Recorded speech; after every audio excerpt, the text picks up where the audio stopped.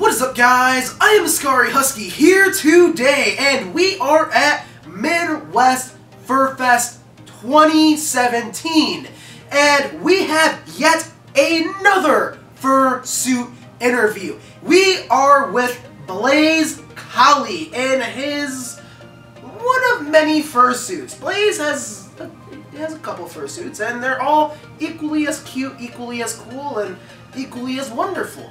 Blaze, how you doing today? I'm doing pretty good, actually. Alright, cool. Yeah, dude, like, you, like, literally just got off the flight not too long ago. Yeah, in fact, I was on the Midwest Flight Fest, the one that went from San Francisco to here. 62% of the flight was furries. And we actually... That's awesome, dude. That's like a mini con on the plane. That's really cool. It was. Like, half of us boarded in full suit, too. That's awesome. It was really wonderful. So they actually let you do that? Yeah, actually. That's really cool. Shout out. Yeah, sure. So, Mike Wolf is the one who put it together, and I think he's going to do it again next year. And if you want details on it, look him up. Alright, yeah, cool. So, yeah, Mike Wolf, that's really, really, really cool that you did that. Yeah. I mean, if I was on a plane and I saw that, I'm sorry, I gotta take a fucking photo. Right? That's fucking cool, man. That is really, really cool. Alright, guys, so how do the fursuit interviews work? What I do is I go to social media and ask you guys to ask said fursuiter questions. Really, there's no boundaries with the questions, and the more, the merrier. Blaze, we have a couple questions for you today. Sounds good. And we have all those questions from Twitter. Would you like to answer a few? Sure. Let's do it. Alright, so the first question is by Majira Strawberry. Alright. And that is, do you smile for pictures under your fursuit? So before you answer that, I've worn my buddy's fursuit once or twice. I've wore his, you know what I'm saying, I wore his partial. I remember people would stop me to take photos, and I still had like this urge to smile. So, does that happen to you? Yeah, I do. Actually, it's kind of amusing. It's a natural thing that happens, but I do, yes. It's just one of those things. It's just when someone points a camera, it's just like, yeah, no, but I mean, that's actually kind of interesting, because I've heard stories of people like, yeah, I still smile in fursuit and whatnot, and I'm just like, yeah, but why? The biggest trick is to remind yourself that what your fursuit face does is not the same of what your head is actually doing. So despite the fact that I smile, my head might be pointing this way, away from the camera, and it feels awkward to smile in a fursuit, but I still do it because I enjoy it. So the next question is by Cobalt the Otter, and that is, if you were a fruit, what would you be and why? I would definitely be a fucking kiwi. They're so fucking delicious. Okay. It's a long-running history, but they used to serve them in my middle school and high school, and I would get them by the bunches and just spoon them and like shove them in my face. They're so good! So definitely a kiwi. My mind is going places. Yeah, it's okay. I expect it would. You do realize who you're talking to right now, yeah? I'm talking to your channel. Well, I know what this is. I know what I got myself into. Terrible mistakes have been made. But good, terrible mistakes? Maybe. I guess we'll have beautiful, to find terrible out. mistake. A beautiful, terrible mistake. Yeah, yes. So the next one is by X from the Future, and that is, can you dance or sing? Me, personally, when I try to dance, it's like putting Jello on a plate and shaking it. I can do both. I was in the dance comp in 2015, yeah, so 2 years ago. 2015 dance comp. What comp? As MFF. MFF? That was my first dance comp. That was your first dance comp. On your mark, ready, set, let's go. Dance, go, go. I know, you know, I go psycho when my new joint hit. Just can't sit, gotta get jiggy with it. That's it, honey. Prepped and choreoed quite extensively. It was my first, and I recommend everybody do it regardless of your level. That's why they have a novice category. Yeah. Because it's very eye-opening. I'm mortified of crowds, but it gets you outside your comfort zone and all this stuff. And makes you try something new. Yeah. Yeah. And this year I'm in the Floor Wars with my friend. Oh, really? Oh, shit. Ignition, the Fursuit Ignition.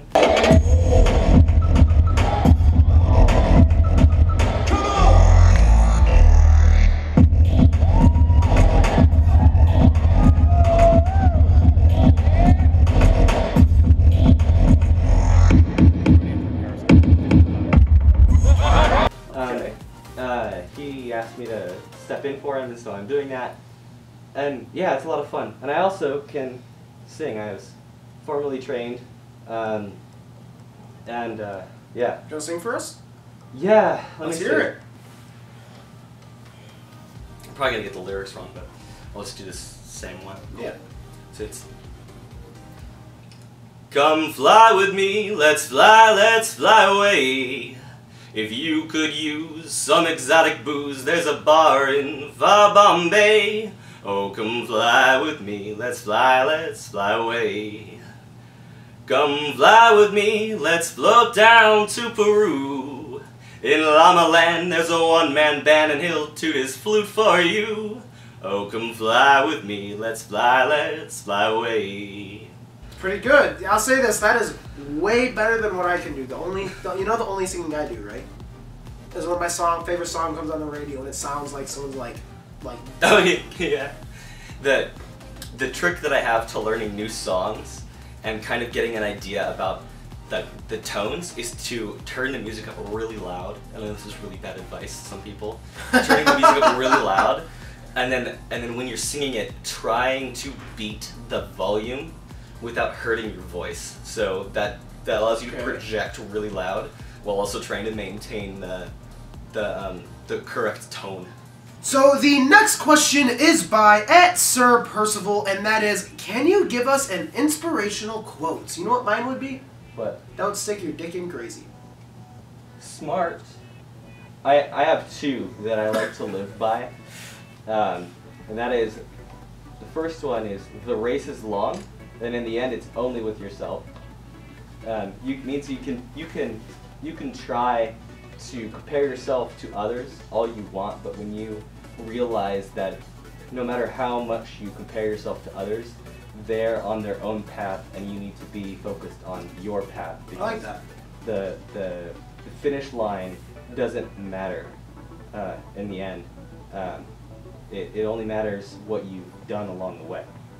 And the second one is, let's see if I can do this right. Worry is like trying to solve an algebraic equation by chewing bubble gum. It's a useless thing, and once you can get past the fact that you can either do something about it or nothing about it, then you can get past your worry. And that's something that I do to make really quick decisions and not dwell on things that I can't control. So, next question is by Firestorm, and that is, with such a broad knowledge of technology and engineering, do you feel as if you've done enough so far to help furs in their everyday life and for yourself? No, absolutely not. Why is that?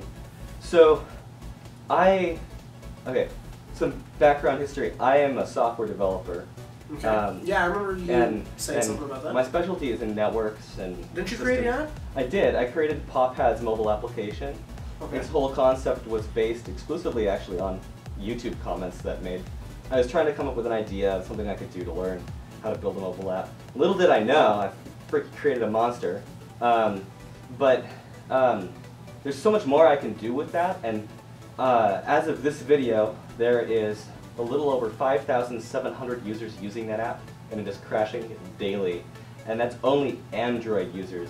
I'm currently working to make it an iOS app, and I'm currently working with the people over at FurryMap to see if we can integrate this chat system with FurryMap and let everyone who's currently on FurryMap, which is something like 100,000 users, to both chat with people using the app as well as meet people all over the world.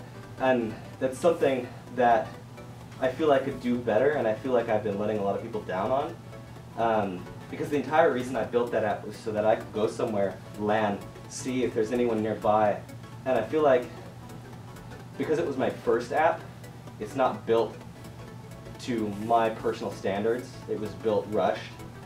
But overall, there's so much more I can do with it, and it's the interest that people have in it that keeps making it go. So I'm porting it over to a more stable solution, and I'm putting it out for iOS, and I'm trying to get it hooked into existing services already. there's so much more I can do with it. So it's paw pads, right? Yeah. So if people want to check it out, they just know the name. Yeah, just it's know just that PAWPADS. Yeah. Yeah. Yeah. Yeah. If you want a quick, easy access, it's pawpadsapp.com, and then you can follow the link, see what I'm doing with it. So next one is by @UkeWes, and I think I said that right, but I'm known for butchering names. Yeah. What's the next place you want to travel to, and where's somewhere you never want to go? So it sounds like it's a place that, like, where's a place you want to go to, and where's a place you never want to touch? So I think a real good answer to this is I'm actually kind of doing this crazy big extravagant vacation in a couple months. It's freaking me out. But I'm traveling to Thailand next because I'm meeting up with the Thai-furs there for Thai Tales, which you should check out. It's awesome. The group of people there, so hospitable. It's amazing. And then I would say the next place that I don't ever want to go to is probably Iraq or Afghanistan, because it's such a in a deteriorated state of like chaos. I mean, well, it would be exhilarating if I was a documentary maker. It's just not somewhere I'd be safe going. Conversely, Seems fair. Conversely, I would be okay with going to Iran, and I would be okay with going to surrounding areas around it, because the more I travel, the more I realize that the world's actually not that scary of a place. Everyone else is just like everyone else, just doing their thing. It's only a select few small people that cause problems for the rest all it of takes us. is one or two assholes. Well, the ruin furry, in the furry fandom, we should know this better than anybody. And it only takes a couple dicks to cause a lot of problems. Yes, this is very, very true. Yes. Yeah, that's pretty much it. That's pretty much Yeah. it. So the last question is actually going to be a personal question of my Okay. own, if that's okay with you. You're totally fine. And that is, so you travel a lot, you do the whole photography thing, stuff like that. Mhm. Okay? I do the whole photography thing. I'm trying to travel a little more.